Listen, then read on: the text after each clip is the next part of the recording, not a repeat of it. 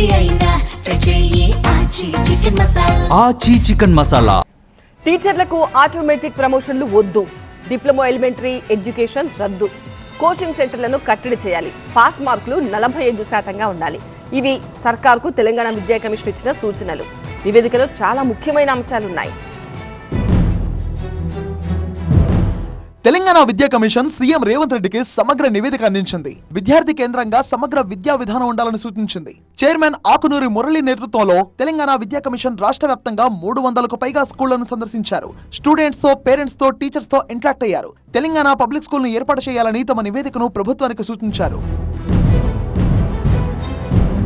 టీచర్లకు ఆటోమేటిక్ ప్రమోషన్లు సరికాదని కమిషన్ అభిప్రాయపడింది. 5 ఏళ్లకోసారి టీచర్ల ప్రోగ్రెస్ రిపోర్ట్ ను పరిశీలించాలి. పనితీరును మెరుగుపరచుకోవడానికి 2 ఏళ్ల గడువు ఇవ్వాలి. అప్పటికీ మారకపోతే వారిని సర్వీస్ నుంచి తొలగించాలి. పనితీరు బాగుంటే అప్పుడు ప్రమోషన్ ఇవ్వాలి అని సూచించింది. కొత్త రిక్రూట్మెంట్ నుంచి ఈ విధానాన్ని వర్తింపజేయాలని నివేదికలో పేర్కొంది.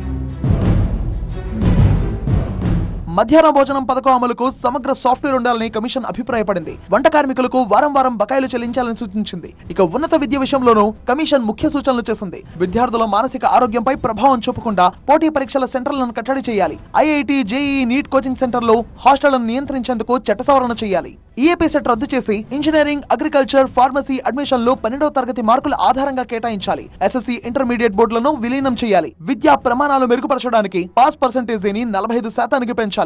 ఇక వర్సిటీల విషయంలోనూ కమిషన్ ముఖ్య సూచనలు చేసింది. విశ్వవిద్యాలయాల వైస్ ఛాన్సలర్ చైర్మన్ గా కార్యనిర్వాహక మండలిని పునర్నిర్మించాలి. సెర్చ్ కమిటీ ద్వారా వీసీలను నియమించాలి. ప్రయోజనకరంగా ఉన్న సెల్ఫ్ ఫైనాన్స్ కోర్సులను రెగ్యులర్ కోర్సులుగా మార్చాలి. లింగ్డో కమిటీ సిఫార్సుల ప్రకారం విద్యార్థి సంఘాల ఎన్నికలు నిర్వహించాలి.